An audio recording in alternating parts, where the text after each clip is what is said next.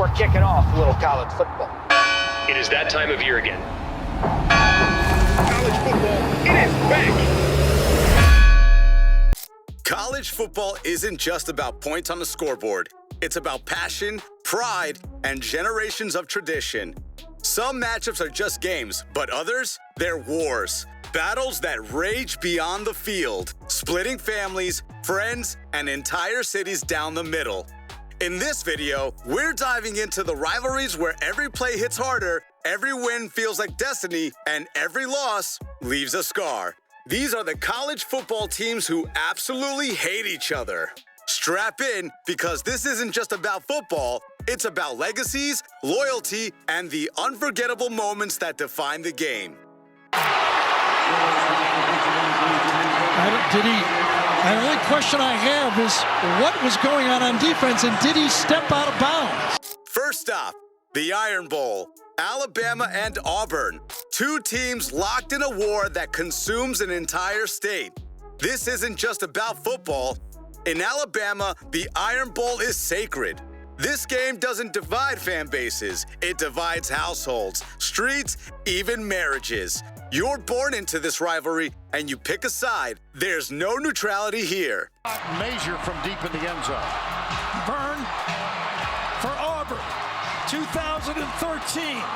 2013, the Iron Bowl gave us a play that still reverberates through college football. The legendary kick six. With the game tied and just 1 second left on the clock, Alabama lined up for a field goal to win it. It missed. And Auburn's Chris Davis took it back 109 yards to the end zone. An entire stadium in shock. Auburn fans losing their minds. For Alabama fans, it was heartbreak. But for Auburn, it was a victory etched in eternity. What can you say just 2 weeks in a row here at Jordan-Hare Stadium and coming out with this? The kick six wasn't just a win, so fierce. Every Iron Bowl is another chapter in a story filled with triumph and agony. Win or lose, you feel every second. For fans of Alabama or Auburn, the Iron Bowl isn't just a game. It's the one day each year that defines their pride. In this rivalry, a victory is a badge of honor, and a loss, it's a wound that doesn't heal until the next year.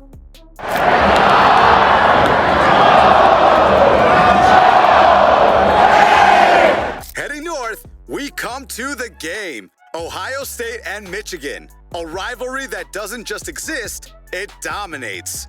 For over a century, the Buckeyes and Wolverines have met on the field in a clash that feels less like a game and more like a war. And for the fans, this isn't optional viewing, it's an obligation.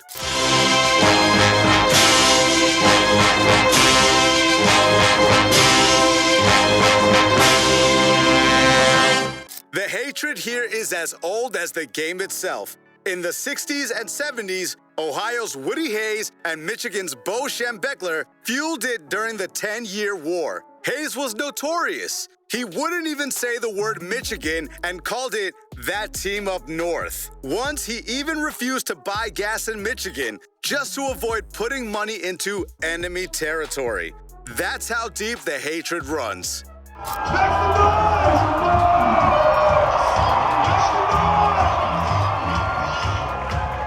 For Ohio State fans, it's not enough to win. It's about dominating.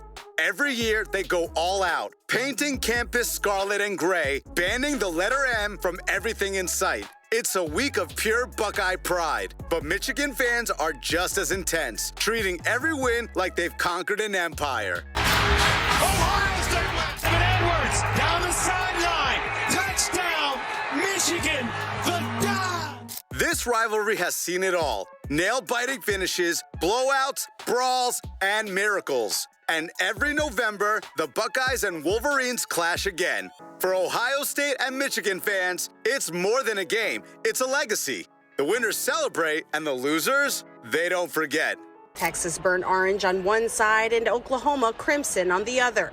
Student sections filled up hours before kickoff. Next, we head to the Texas State Fairgrounds, where the Texas Longhorns and Oklahoma Sooners clash in the Red River Showdown. This isn't your ordinary rivalry. When the Cotton Bowl fills up, the stadium splits down the middle, half burnt orange, half crimson, and you can feel the tension boiling.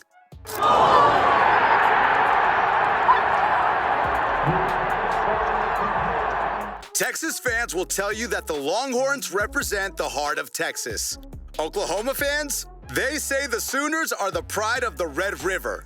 And when these two collide, it's like a thunderstorm, a flash of intensity that erupts, then echoes long after the game is over.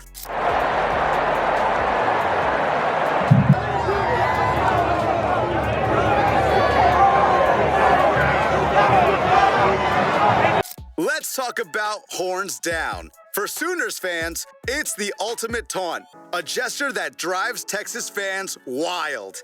For Longhorns, it's an insult that stings every time. They see horns down and their blood boils. And for Oklahoma fans, nothing says victory quite like flashing horns down after a touchdown. And he's spun down inside the 35. Something happened. He breaks free. Kennedy breaks free. We're in the field goal. Win him with a touchdown.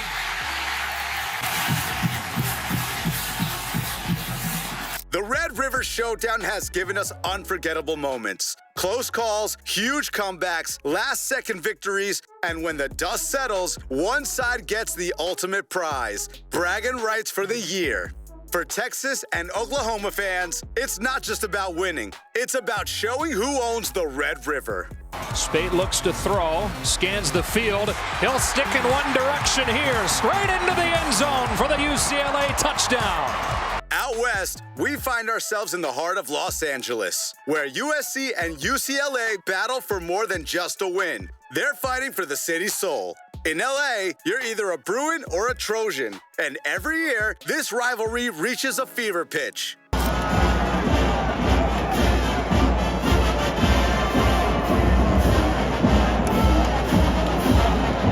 The prize? The Victory Bell. Nearly 300 pounds of tradition passed back and forth between USC and UCLA. Every win means the bell gets painted in the colors of the victorious team. And every time it's rung, it's a reminder to the city of who truly owns LA. At least until the next game. Side has a hole and explodes. Joshua Kelly, a day to remember on the biggest stage at UCLA. Complete. Chip Kelly in his first game against USC as the head coach of the Bruins. USC and UCLA might share a city, but on game day, they're anything but neighbors. The fans, intense. The players, focused. Every touchdown is personal. Every tackle is a statement. And when the final whistle blows, one team walks away with more than a win. They've got the pride of Los Angeles. Rocco Underwood was the snapper at the end of the half. It's a ground ball under the mitt there. Down in Jacksonville, Florida and Georgia meet for one of the rowdiest, most passionate rivalries in college football. The world's largest outdoor cocktail party. This isn't just about winning on the field, it's about owning bragging rights along the Florida-Georgia line.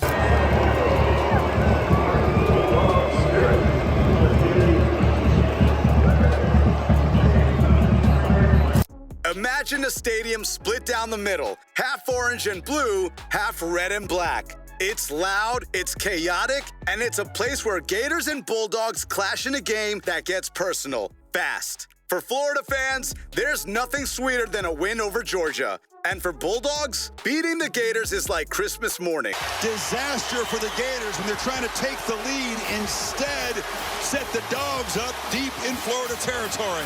This rivalry has a history of making or breaking seasons. For the players, every touchdown is a point scored against an enemy. Every tackle, a statement.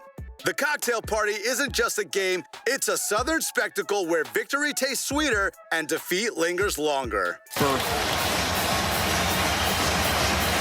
My goodness. Ask any fan from either side. This game is marked on the calendar in red ink because at the world's largest outdoor cocktail party, there's no love lost between the Bulldogs and the Gators.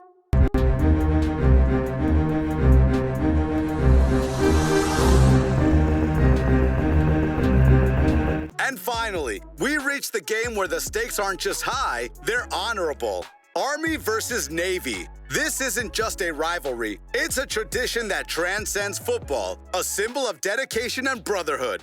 These young men will soon stand side by side as defenders of the nation, but on game day, they're fierce competitors. Shipman of Navy from Annapolis.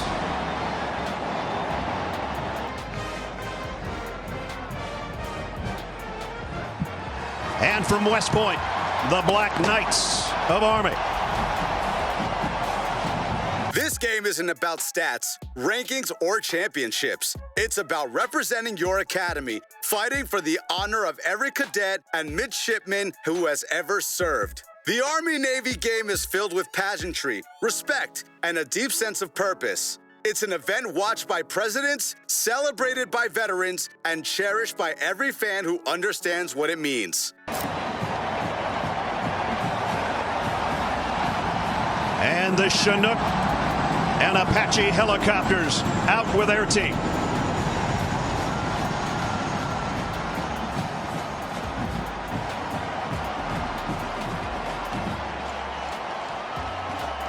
Army versus Navy is pure grit and determination.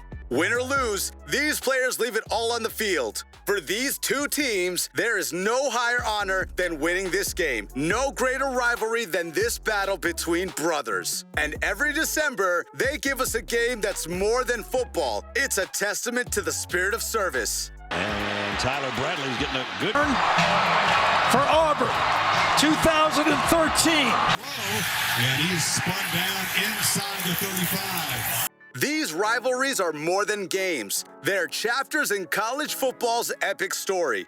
They're the moments fans live for, the battles players dream of, and the stories that are passed down from generation to generation. So, tell us, which rivalry hits closest to home for you? Let us know in the comments, and be sure to subscribe for more epic football stories that fuel the heart and fire the spirit.